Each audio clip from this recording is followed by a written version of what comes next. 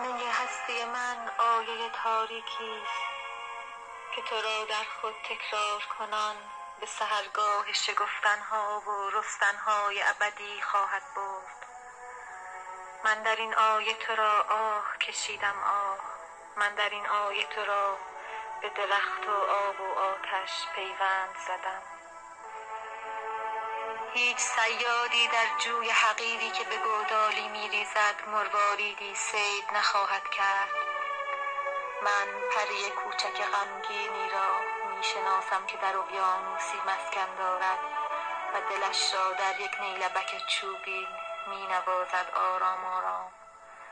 پری کوچک غمگینی که شب از یک بوسه می‌میرد و سحرگاه از یک بوسه به دنیا خواهد آمد.